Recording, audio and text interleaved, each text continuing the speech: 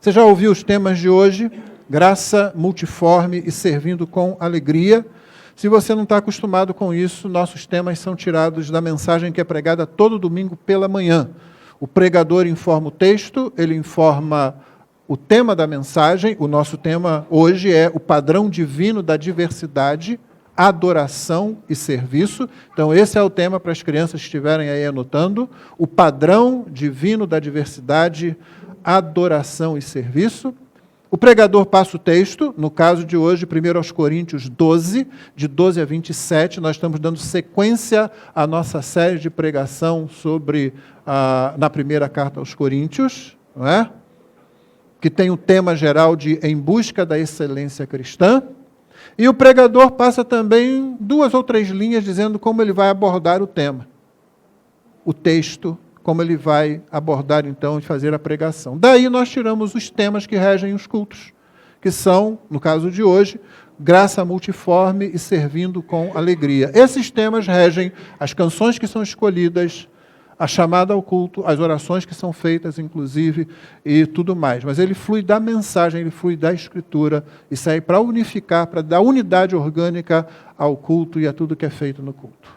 Então, se alguém tinha dúvida, isso já foi falado hoje e vai ser falado algumas vezes. Isso tem nos abençoado bastante. Abençoado muitos que vêm participar conosco e não são membros da igreja. Então eu peço que você abra a sua Bíblia aí, como foi anunciado na primeira carta aos Coríntios, no capítulo 12. Nós vamos ler de 12 a 27. 1 aos Coríntios 12, de 12 a 27.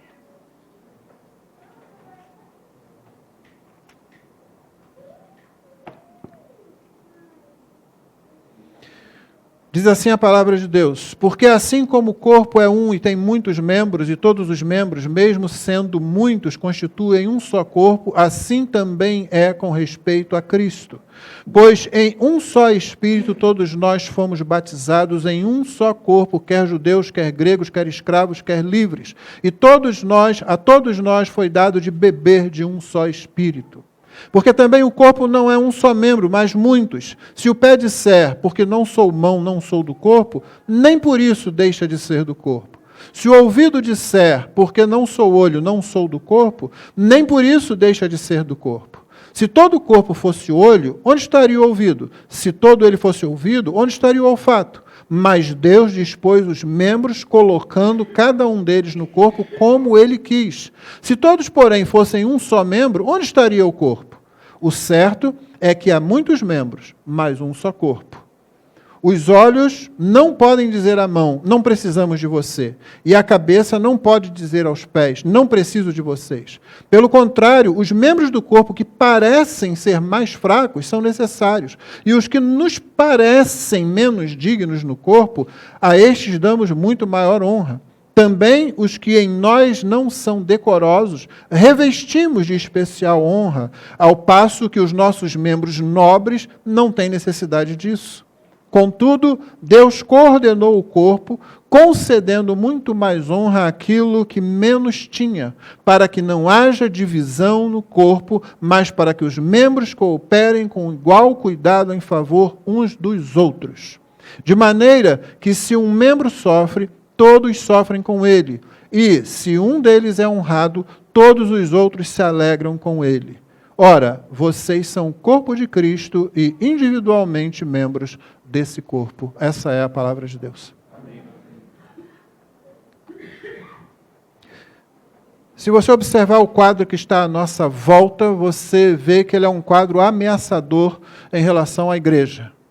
Se você olhar as notícias das últimas semanas no Brasil e no mundo, você vai ver que se levantam atitudes políticas, ideologias cada vez mais fortemente ou mais claramente vistas como anticristãs. Eu até tenho dito já há alguns anos, nós não estamos numa era pós-cristã, nós estamos numa era anticristã. Tá? Você pode ser uma boa igreja, eu já disse isso aqui, vai ser fácil ser igreja se você comprometer o evangelho. Se você disser aquilo que os outros querem ouvir e não aquilo que está na palavra de Deus. Então vai ser fácil. Aceita tudo o que disserem. Quando a Bíblia diz que Deus criou homem e mulher, você diz, não precisa ser assim. Ignoremos isso. Isso é tolice de gente antiga que não sabia nada. Eu chamo isso de orgulho temporal, né? Nós temos um orgulho entre nós que parece nos dizer que nós que chegamos agora sobre o planeta somos mais sábios e mais inteligentes do que todos aqueles que vieram antes de nós, que eram meio estúpidos, meio tolos, meio simplórios e acreditavam em qualquer coisa. Então a gente pode jogar essa palavra lá e aceitar outras coisas. Não, existem outro tipo de gênero, ou de sexo, ou seja lá o que for. Aliás, identidade não é uma coisa importante. Se você quiser ser uma chaleira ou uma batedeira de bolo, basta você dizer isso. E todos nós vimos aí o Hopi Hari passando por uma situação vergonhosa essa semana, quando permitiu que um homem, porque botou uma peruca, um sapato feminino e um vestido, chegasse lá no Dia Internacional da Mulher, onde eles estavam fazendo uma promoção, mulher entra de graça, né, e diz, eu me entendo como mulher. E aí? E aí eles ficam lá, e agora? Não, mas, pera lá, e como? E não tiveram outra coisa para fazer, tiveram que deixar entrar. Ou seja, ano que vem não espera essa promoção. Se eu fosse dono do negócio, eu diria, acabou a promoção, não tem mais promoção para dia de coisa nenhuma, nem no dia da criança. Porque vai chegar um marmanjo de 30 anos dizendo, eu entendo que eu tenho 5 anos. Provavelmente tem idade mental de 5 anos mesmo, né? Mas vai chegar, não tem como você gerir isso, não tem como limitar isso. A pessoa vai dizer que ela é qualquer coisa. Contra a ordem da criação explicada lá em Gênesis. Então, se você topar tudo isso, você vai ser crente aceito por todo mundo. Não vai fazer nenhuma diferença, vai continuar debaixo do juízo de Deus, mas pelo menos nos poucos anos que você viver sobre essa terra, você vai estar tranquilo. Ninguém vai chamar você de retrógrado, ninguém vai dizer que você tem discurso de ódio, ninguém vai cancelar você. Mas você não terá a aprovação do Senhor Deus. Você não terá a aprovação do Senhor Jesus. Isso não é novidade, irmãos, não na história da igreja. A igreja nunca dependeu de circunstâncias favoráveis para que ela existisse ou continuasse crescendo. Da mesma forma como no passado, Israel nunca dependeu de ter o melhor exército, o melhor treinamento para ganhar as guerras contra os seus inimigos. Israel podia ter tudo de bom, o melhor treinamento, se estivesse desalinhada com o Senhor, seu Deus, perdia a batalha. Por o mais insignificante exército que fosse.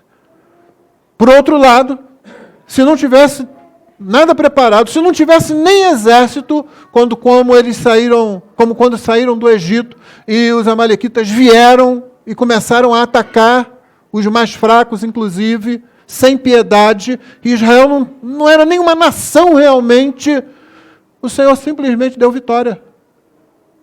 Porque, novamente, a vitória e a derrota não dependia de quão preparados eles estavam, e eles deveriam se preparar sim, mas dependia de estarem alinhados com o seu Deus.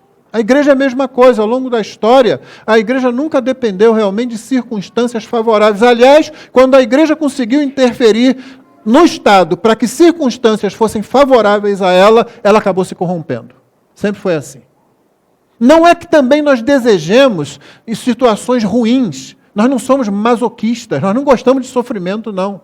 Mas a igreja nasceu em meio a uma filosofia, a uma cultura que lhe era contrária. Quando no livro de Atos a igreja é formada com a descida do Espírito Santo, pelo menos a igreja como nós a entendemos, ela se torna um problema. Porque o evangelho é exclusivista, a igreja é exclusivista.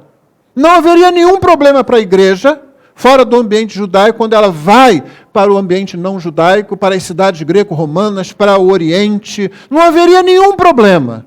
Se eles adotassem a mesma filosofia de todas as outras religiões e filosofias religiosas existentes, que diziam o seguinte, você tem a sua religião, que legal, tem a minha, quer trocar? Então você leva um deusinho para lá, eu pego o seu, agora eu tenho 2. E está tudo bem. Aí chegava para um cristão, aí você quer trocar? Trocar pelo quê? Esse Deus aqui, isso não é Deus, isso é um falso Deus. Não só há um Deus verdadeiro, somente Ele, e um Salvador, um mediador entre Deus. Aí acabava, aí não prestava. Peraí, só vocês estão certos? Esse argumento ainda é usado hoje. Só vocês que têm a verdade, né? E a gente diz, não, nós estávamos completamente errados, na verdade. Aliás, porque nós estávamos completamente no erro e errados, é que nós fomos salvos pela verdade. por aquele que disse de si mesmo, eu sou a verdade, eu sou o caminho, eu sou a vida. Ninguém vem ao Pai se não for por mim. Ou tem salvação comigo, ou não tem salvação em lugar nenhum. Ou a palavra do próprio Deus, quem tem o Filho tem a vida. Quem não tem o Filho não tem a vida. A mensagem da igreja é exclusivista. Então nós já somos, e aceite isso, meu irmão, se você é crente, nós somos antipáticos a priori. É por isso que quando eu falo assim, é crente, se você fala assim, eu sou budista, que interessante, como é que é isso, né? Você pode dizer, eu sou hindu, é verdade que tem quantos milhares de deuses e tal? Explica aí, que legal e tal. Se você diz, eu sou muçulmano, o pessoal nunca leu o Corão, o pessoal não sabe que a violência vem do livro, mas, não, que interessante e tal. Eles matam homossexuais, eles enforcam homossexuais, eles apedrejam mulheres que são pegas em adultério, ou se eles assim acharem, mas quando chega aqui, mas que interessante. Agora você fala assim, eu sou cristão. Aí é diferente. Cristão, aí vamos ver de que tipo é. Topa tudo? Esse é dos nossos, é legal. Não é igreja. Mas se você diz, não, eu sou cristão, eu creio que a Bíblia é a palavra de Deus. Vem esse cara. Ele se acha melhor do que os outros. Eles não entendem que o Evangelho, cada um de nós que somos crentes aqui, pelo menos os membros dessa igreja, já disse para si mesmo diante do espelho. Olhou para o espelho e disse, você não presta. Você não presta. O negócio é que Deus ama o que não presta. Jesus veio para salvar pecadores, o que se havia perdido, o que estava doente. Ele não veio chamar aqueles que se acham justos ao arrependimento, mas aqueles que sabem que são pecadores. Eu estou colocando esse quadro todo inicial, porque o texto que temos diante de nós é um texto que mostra o cuidado de Deus com sua igreja, que ele sabe que ela vai enfrentar isso e enfrentou ao longo do tempo. Então essa situação que nós temos aí não é novidade para nós. Pode ser novidade para essa geração que está aí, que nas últimas décadas vinha dizendo que você vence tudo, você atropela tudo, porque você é cabeça, você não é cauda, não é? Deus já te deu vitória, eles não especificam direito o que é vitória, não, eles especificam sim, dizem que vitória, você nunca vai ficar doente, vitória, você vai ter 2 carros, vitória, você não vai ser empregado, você vai ser patrão e coisas desse tipo. Não tem nada a ver com serviço, não tem nada a ver com Filipenses 2, de 5 a 8, onde o Senhor Jesus é o exemplo, é o modelo. Paulo diz, tenham em vocês o mesmo sentimento que também houve em Cristo Jesus, o qual, existindo como Deus, esvaziou-se da sua glória, fez-se homem, achado como homem, fez-se servo, e achado como servo, foi à cruz, por serviço, se deu. Esse evangelho pregado nas últimas décadas não está preparado para lidar com a sedução de um mundo que convida a igreja a ser igual a ele. Mas Deus sabe que a igreja enfrenta isso, por isso Deus deu uma diversidade de dons à sua igreja. E o padrão de Deus de diversidade é esse. Com a diversidade de dons, nós temos adoração e nós temos serviço mútuo, que deve ser feito com alegria. Então, apenas tem 2 pontos para você, sendo que o segundo está dividido em 2 partes. E o primeiro é o seguinte, a fonte dessa diversidade dentro da unidade. Alguns coríntios pensavam, você já viu isso, que todos os crentes tinham que demonstrar o mesmo tipo de dom, o mesmo tipo de capacitação, e que alguns desses dons é que mostravam que você realmente anda com Deus, que você é espiritual lá, outro patamar, como se diz, não é? E que você tem o telefone vermelho da Trindade ali do lado da sua cama. Então, se você profetiza, fosse lá o que eles entendessem, por isso, sendo isso, se você falava em língua estranha, se você operava milagre, esse aí. Ora, outras coisas não eram assim tão necessárias, ou tão honrosas, tão nobres. Né? E isso, eles diziam, não, esse negócio de ter muita divisão de dom, cada um querendo fazer uma coisa, isso vai acabar dividindo a igreja. Paulo vai tratar desse problema. Ele começa falando da fonte da diversidade, da unidade, nos versículos 12 e 13. Porque assim como o corpo é um, tem muitos membros, esse porquê aqui, a ênfase em 12 e 13 está no modo como o corpo de Cristo é produzido, do modo como o corpo de Cristo é feito. Note que quando ele continua o versículo, ele diz, assim como o corpo tem muitos membros e E todos os membros, mesmo sendo muitos, constituem um só corpo, assim também é com respeito a Cristo. Note que ele não falou igreja, ele falou com respeito a Cristo. Então as pessoas começam a pensar, é Cristo? O que significa isso? Ele não fala inicialmente da igreja, mas de Cristo. É Cristo que tem muitos membros. Verso 13, pois em um só Espírito, um só Espírito. O Espírito é a fonte da diversidade na unidade da igreja. O Espírito é quem une a igreja, o Espírito é quem trabalha essa diversidade dentro da igreja. Em um só Espírito, todos fomos batizados em um só corpo. É o batismo do Espírito que produz isso. Nós fomos como que levados para dentro de um só corpo. E aí ele dá pelo menos duas categorias aqui, né? 4 grupos em 2 categorias, judeus e não judeus. É isso que significa judeus e gregos. Escravos e livres. Não importa quem você é, não importa de onde você vem. Se você é transformado pelo Evangelho, pela ação do Espírito Santo regenerando seu coração, se arrepende dos seus pecados e crê em Cristo, você é colocado nesse corpo da mesma forma que os demais. O judeu não tem privilégio, o livre não tem privilégio sobre os que são escravos ou sobre os que não são judeus. E a todos nós foi dado beber de um só Espírito. Então Paulo está dizendo o seguinte, olha, não importa o que eu vou dizer agora, daqui para frente, é o Espírito que faz isso, é o Espírito que define isso, é o Espírito quem divide as suas capacitações dentro da unidade da igreja. O Espírito é quem faz de nós um corpo, que é a igreja. Sempre seremos incluídos no corpo de Cristo, que é a igreja. E sempre receberemos capacidades para produzir a edificação da igreja. Não existe cristão que não esteja incluído no corpo de Cristo. Só tem um jeito de você não estar no corpo de Cristo, é não estar em Cristo. É por isso que é impossível você ficar na sua casa lá e dizer, eu sou crente. Não tem como. O crente ama Cristo e ama a noiva de Cristo. O crente ama a igreja. A igreja não é fácil de amar. Que o Senhor Jesus o diga. A igreja não é fácil de amar. Sabe por que a igreja não é fácil de amar? Porque eu estou nela. Porque eu faço parte da igreja. E porque eu posso ser muito difícil de ser amado. Ah, sim, tem umas pessoas que são mais fáceis, mas não são fáceis para todo mundo. E tem aquela pessoa que se acha muito bacana, mas em algum momento ela é muito chata, ela é muito difícil. Todos nós somos assim. E a igreja tem o maior problema. O problema é que é esse que você está vendo aqui. Todo mundo junto. Está todo mundo junto. Esse que é o grande problema. Provérbios diz lá que um amigo faz o que com o outro? Abraça, dá a mão, vira para o lado e diz, meu irmão, eu amo você. Não, Provérbios diz que um afia o rosto do outro. E pode parecer muito legal, não é? Você não gosta de ter, as donas de casa aqui não gostam de ter uma faca bem afiada? Os irmãos aqui que gostam de cozinhar, cortar aquela carne no dia do churrasco, um facão bem afiado. Pergunta para a faca. Pergunta para a faca, quando você pega a cara dela e passa lá numa pedra para ficar boa. Aí nós não gostamos disso. Nós queremos a comunhão. É bom quando todo mundo está junto cantando. Nós queremos que orem por nós. Que maravilha, tem um monte de gente orando por mim.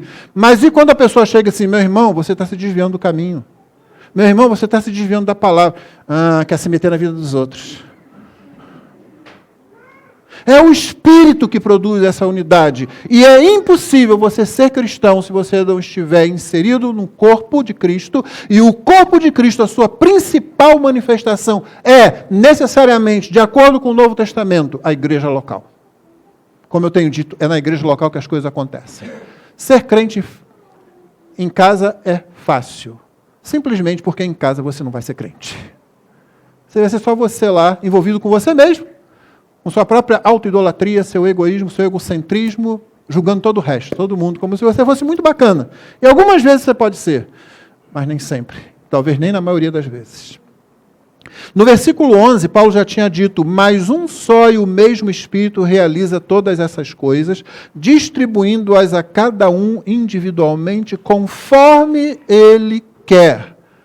Esse foi o final do texto da última mensagem em 1 Coríntios. E por isso também é inútil você tentar impor a sua vontade ao Espírito quando se trata de dons. Os coríntios achavam também que você fizesse certos passos, certos rituais, você alcançaria aqueles dons que eles achavam que eram os mais brilhantes. Aqueles que dão visibilidade, não é? Que dão protagonismo. Por exemplo, aquela irmã que ora lá na casa dela, está sempre orando, está sempre na igreja e está sempre orando pelas pessoas. Legal, ela ora, né? Mas aquele sujeito que sai berrando em línguas dentro do culto, esse aí deve estar tomado pelo Espírito. E tá, mas não é o Espírito Santo, não. Então, o que Paulo estabelece nesses 2 versículos iniciais é que é o Espírito Santo que produz a unidade e o Espírito Santo produz a diversidade. Nós não podemos negar nenhuma nem outra, nós não podemos achar que uma ou outra sejam ameaças à existência da igreja. O segundo ponto, que, como eu disse, se divide em 2, está nos versículos de 14 a 19, primeiramente, né? E depois de 21 a 26. O segundo ponto é o seguinte: são ameaças à unidade da igreja. Ou colocando de outra forma, serão os sentimentos os instrumentos da unidade? Porque é isso que a gente tem sido ensinado, irmãos. É que sentimentos, é que emoções é que produzem unidade na igreja. É se você sente que ama o seu irmão, por exemplo. Será que é isso que a Bíblia ensina? A gente pega aquele versículo lá de Jesus dizendo: sereis conhecidos de todos como meus discípulos quando vocês se amarem uns aos outros. Não é? Está vendo? O amor é isso que chama atenção, é isso que define, é isso que... Vamos chegar no capítulo 13 para definir primeiro o que é amor. E a que Jesus estava se referindo, e tem muito pouco de sentimentalismo ali. Mas o problema é que nós lemos os textos bíblicos tendo sentimento, tendo relacionamento na cabeça, e pode não ser isso que o texto está dizendo. Então esse é o segundo ponto, ameaças à unidade da igreja. Paulo elenca 2 ameaças. De 14 a 19, eu dei o título seguinte: você é necessário. Esse é o tema dessa partezinha, é o ponto dessa partezinha. Ou seja, eu vou falar sobre o pecado da omissão e o senso de inferioridade. Verso 14: porque também o corpo não é um só membro, mas muitos. O porquê, agora, né? Antes foi a ênfase no modo como o corpo de Cristo é produzido, como ele é feito. Agora, a ênfase está na diversidade com a qual o Espírito forma esse corpo. Porque também o corpo não é um só membro, mas muitos. Se o pé disser, porque não sou mão, não sou do corpo, nem por isso deixa de ser do corpo. Se o pé disser, porque não sou mão. Todo membro do corpo é necessário e não pode se omitir, mesmo alegando não ser tão importante assim. Foi a sabedoria de Deus, que dispôs os membros e suas capacidades de acordo com a vontade dele. É o que o verso 18 vai dizer. Mas Deus dispôs os membros, colocando cada um deles no corpo como ele quis. Novamente, é Deus através do seu Espírito que faz isso. Então tem aquela pessoa que diz assim, o ouvido, né? Verso 16. Porque não sou o olho, não sou do corpo. Paulo diz, nem por isso deixa de ser do corpo. E você já pensou no problema, no dilema do ouvido? Porque se eu chegasse para Rosane, quando a gente estava namorando, e dissesse assim, Rosane, seus olhos, esses olhos verdes, nossa, eu fico arrebatado por eles. Mas se eu chegasse assim, querida, que orelha que você tem? Ela ia olhar assim, ela ia começar a achar alguma coisa estranha, que esse cara deve ter algum fetiche estranho com a orelha, não é possível. Então, realmente o ouvido está numa disputa, né? Ninguém lembra do ouvido. Você olha os olhos, né? Oh, que olho bonito, né? E tal. Mas o ouvido não, passa despercebido. Aí diz assim, olha, eu não sou do corpo, não sou olho. Isso é pecado, irmãos. É omissão. É aquela pessoa que acha, não, eu não sou importante. Mas nós já vimos, todos nós recebemos capacitações do Senhor. O que você tem deixado de fazer? Porque quando você deixa de fazer, a igreja sofre com isso. E nenhuma desculpa é aceitável. Eu não estudei muito. Eu vim a Cristo já com muita idade. Eu não tenho essa vivência de igreja. Eu não sei falar direito. Lembra que Moisés apresentou essa desculpa também? Né? Ah, eu não. E o Espírito é quem distribui essas coisas.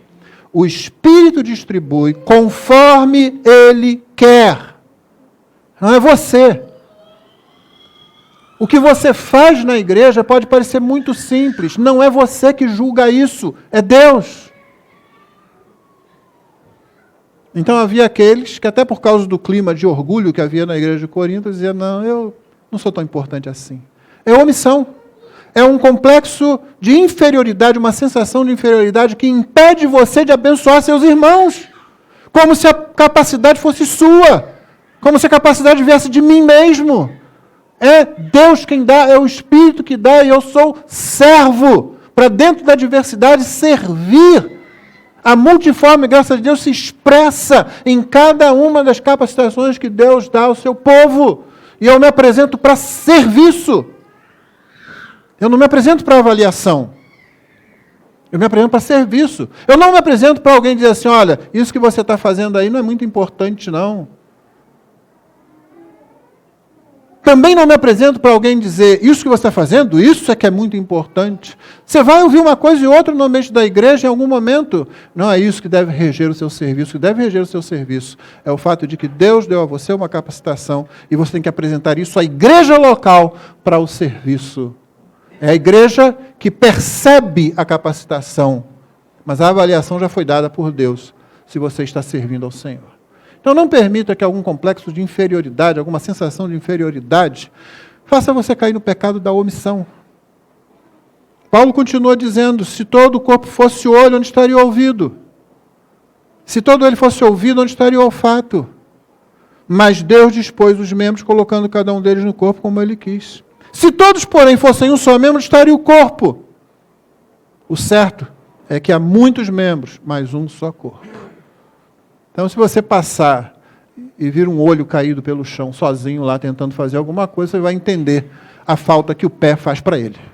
E todo o restante que compõe o organismo.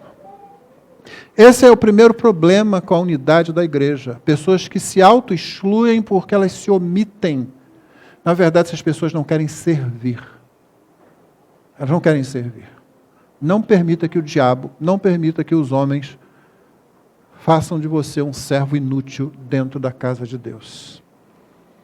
A segunda parte, ainda dentro dessas ameaças à unidade da igreja, eu intitulei, se a primeira foi, você é necessário, irmão. A segunda é, você não é suficiente. Entendeu? As duas partes dessas ameaças. A primeira, você é necessário, sim.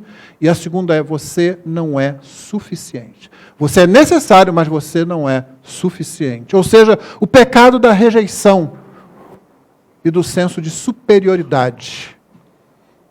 21. Os olhos não podem dizer à mão, não precisamos de você. E a cabeça não pode dizer aos pés, não preciso de vocês.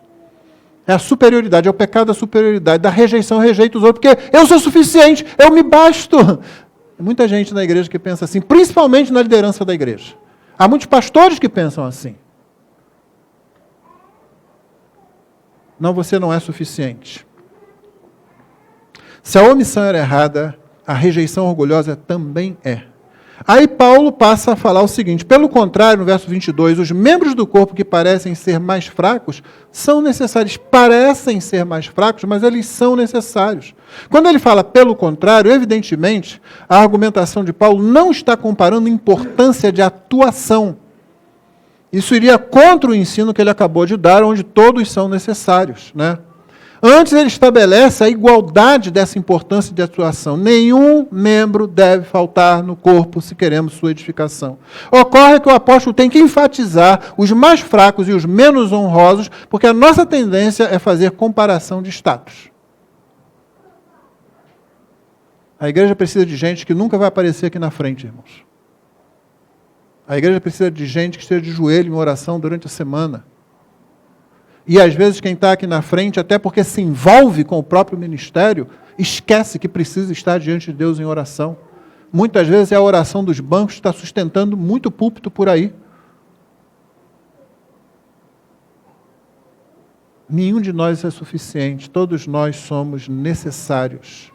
Nossa tendência é fazer essas comparações. Por isso, Paulo começou essa argumentação, falando os que parecem ser mais fracos, e como ele vai continuar no verso 23, e os que nos parecem menos dignos do corpo, a este damos muito maior honra. Também os que em nós não são decorosos, revestimos de especial honra, desde sempre. Algumas partes do nosso corpo que nós não mostramos, que nós temos vergonha de mostrar, acabam muitas vezes recebendo maior atenção, inclusive com as coisas que nós vestimos, as coisas que nós queremos ocultar.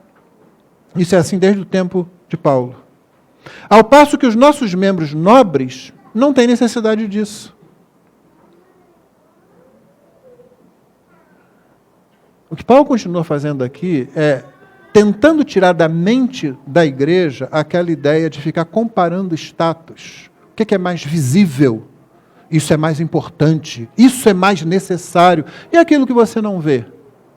E aquelas situações que você não olha, não consegue enxergar porque elas não aparecem mesmo.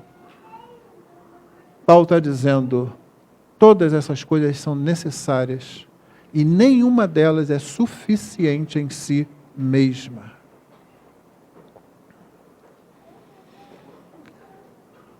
Ele continua no verso 24, contudo, Deus coordenou o corpo, é Deus que coordena o corpo, concedendo muito mais honra àquilo que menos tinha, com um objetivo, para que não haja divisão no corpo.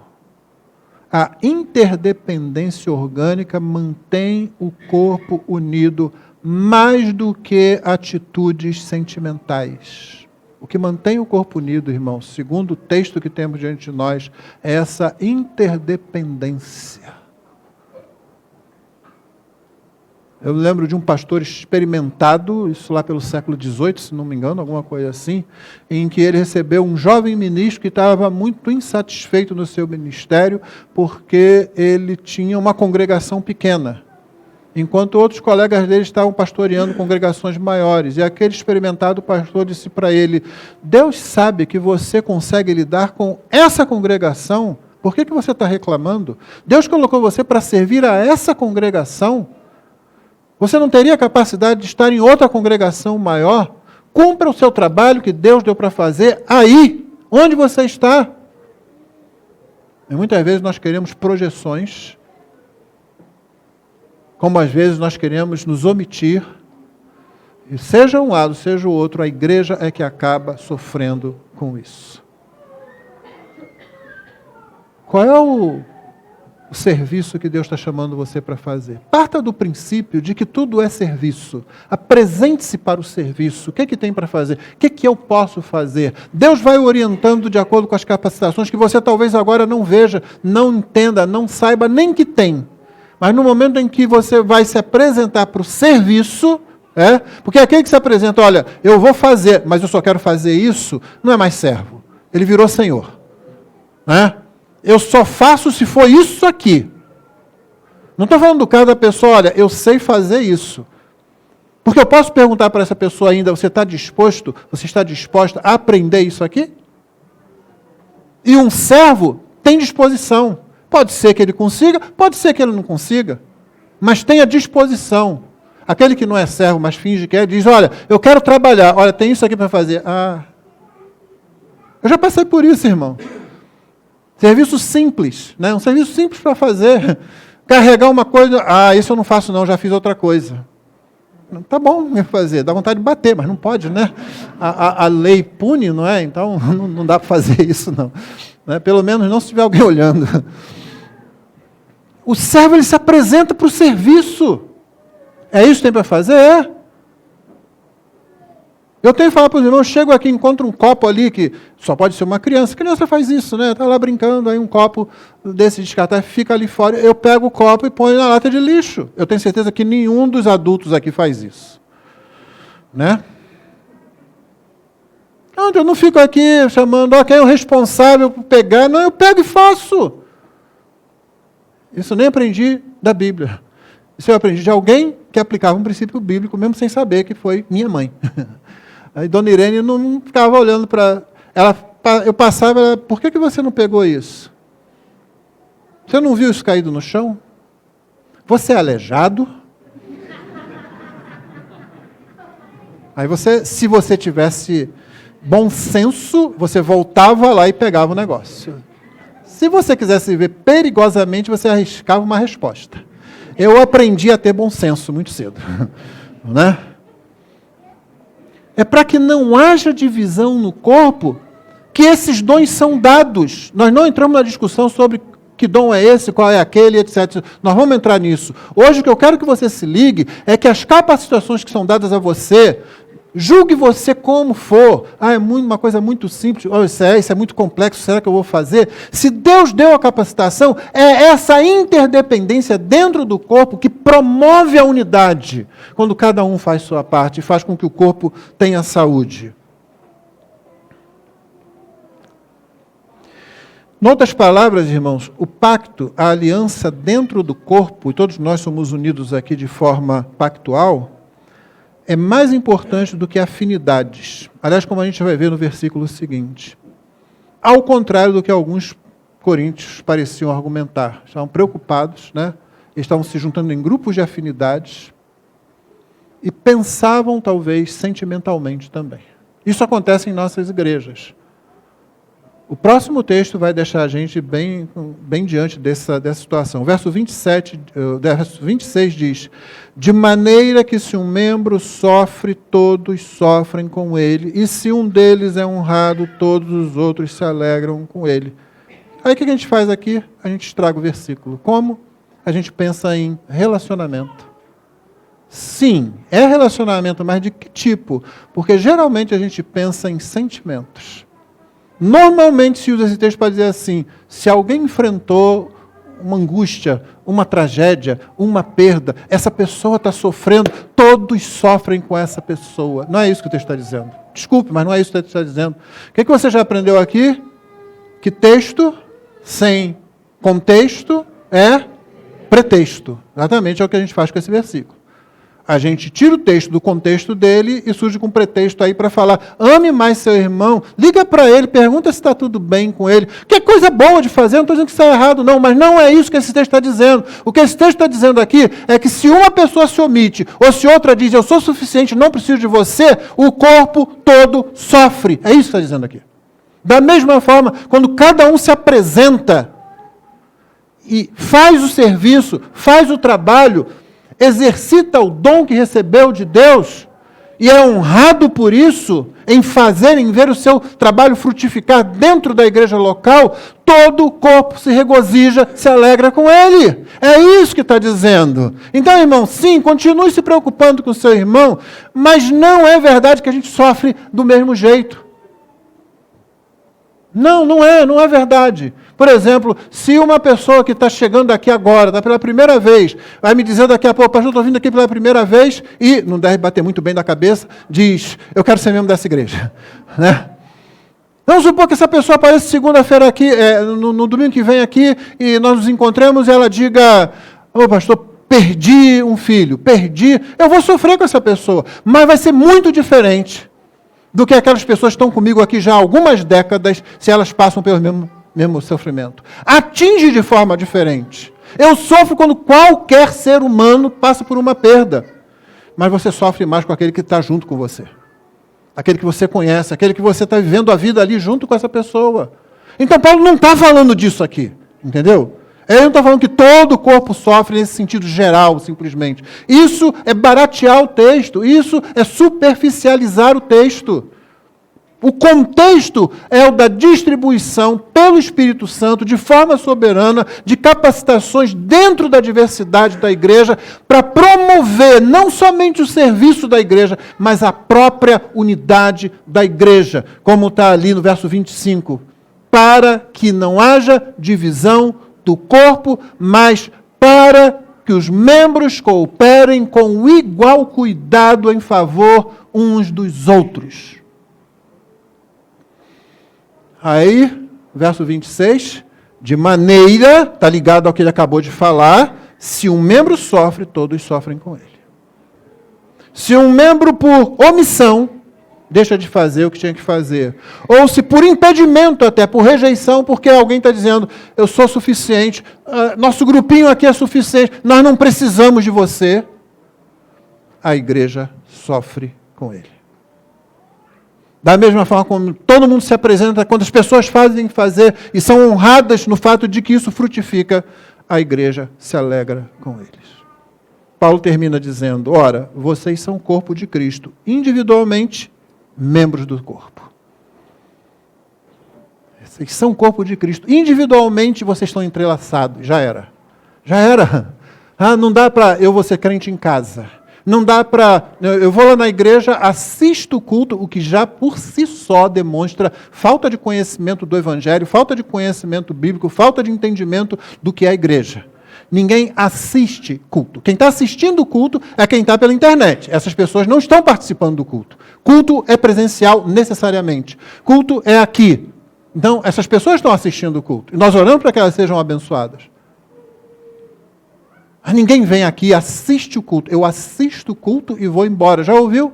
Eu não tenho quase 40 anos de ministério. Sabe? Já ouvi isso várias vezes, infelizmente. Que tristeza que dá. É aquela pessoa que, na verdade, é orgulhosa, na verdade, é egocêntrica, na verdade, está centralizada em si. Ela não serve. E lembra-se da última mensagem? Quem não vive para servir não está cheio do Espírito. Lembra disso? Esse foi o tema. Eu vou lá, eu assisto. Eu não gosto de me envolver porque a igreja tem problema. Eu queria muito conhecer essa pessoa a fundo, porque essa pessoa não tem problema nenhum. Né? Ela deve ter uma vida tão lisa, tão limpa, tão sem... que deve ser sem graça também. Além de ser uma mentira. Se você nasceu na raça de Adão, você tem dificuldades. Se você agora é herdeiro de Cristo, as suas dificuldades aumentam. Porque você não está em Jerusalém, você não está no céu, você está na Babilônia. Nós estamos numa jornada. Não é aqui o lugar do nosso descanso, nós estamos numa luta. Use a figura que a Bíblia dá, que você quiser. O que não vai encontrar aqui é tranquilidade assim. Como C.S. Lewis escreveu uma vez, eu não aconselharia o cristianismo para ninguém que estivesse buscando conforto. Você está buscando conforto, não venha para a fé cristã. Não é o lugar de conforto. Nós estamos entrelaçados uns com os outros, porque individualmente somos membros desse corpo, o corpo de Cristo. Aquele que quer ficar sozinho, ele não entendeu a fé, não entendeu o Evangelho, dificilmente ele foi salvo por Jesus Cristo.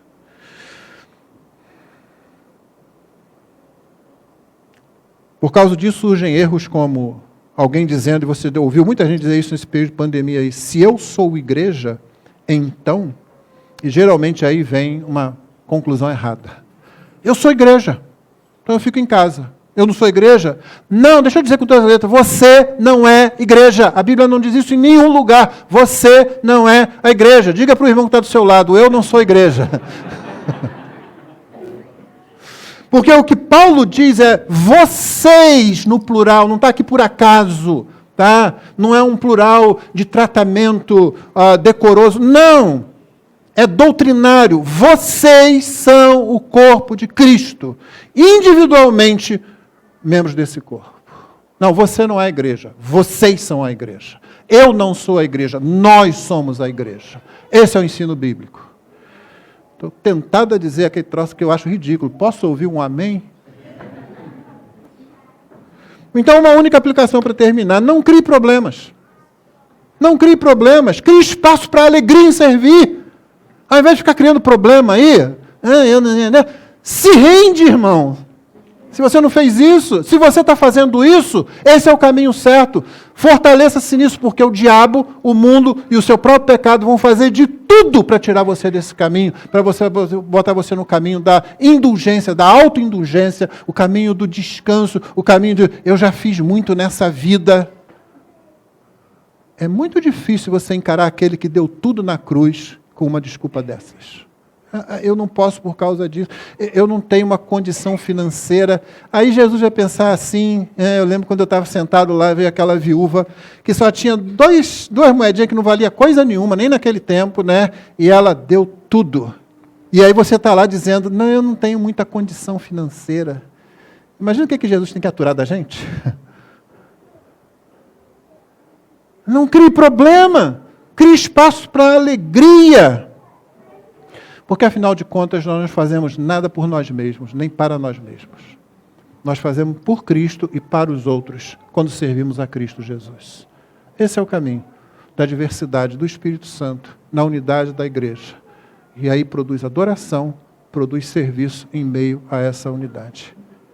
Que Deus nos abençoe, irmãos.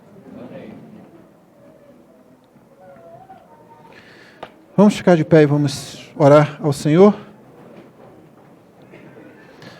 Deus abençoe você que está nos acompanhando até agora. Que a palavra de Deus produza frutos em seu coração, mesmo aí onde você está. Nós vamos orar, vamos cantar, depois você vai se assentar e com oração silenciosa o culto terá sido encerrado. Mas eu vou pedir que você fique ainda, que você não se retire após a oração silenciosa. Pai querido, nós confessamos que dependemos de Ti. Nós confessamos que somente o Teu poder, a Tua graça, pelo Teu Espírito, mediante a revelação do Evangelho de Cristo Jesus, é que nos transforma, que nos faz tanto ser um corpo, como ainda ser membros operosos, capacitados desse corpo. Concede-nos a bênção de que ninguém aqui se omita no serviço, na capacitação dada por Ti. E que nenhum de nós se ache suficiente, Senhor. Que nenhum de nós se isole, mas que todos exerçamos essa bênção que é estarmos entrelaçados como membros uns dos outros, sendo todos nós Igreja de Jesus. Abençoa esta igreja local, que os nossos filhos e filhas aprendam isso, vendo o nosso exemplo, que eles aprendam a servir, que eles aprendam a amar o serviço e a fazê-lo com alegria, porque o serviço que fazemos aos homens é feito primeiramente a Ti, Senhor. Dá-nos alegria, portanto, Senhor. Que nos humilhemos diante do Senhor, confessemos o nosso orgulho, nossa arrogância, tantas vezes nos afastando, não uns dos outros, mas principalmente de Ti mesmo, Senhor. Porque a Tua palavra diz que Tu concedes graças aos humildes, mas que Tu resistes aos soberbos. Abençoa cada um daqueles que ouviram, a cada uma daquelas que ouviram a Tua palavra nessa manhã, que a Tua palavra produza frutos, Senhor, na vida de cada um. Oramos agradecidos, pedindo a Tua bênção para o restante deste dia, pedindo que o Senhor nos conduza em todas as coisas, dá-nos um tempo de descanso, tempo de comunhão também, e abençoa a reunião que teremos daqui logo mais à noite também, Senhor. Oramos em nome de Jesus. Amém.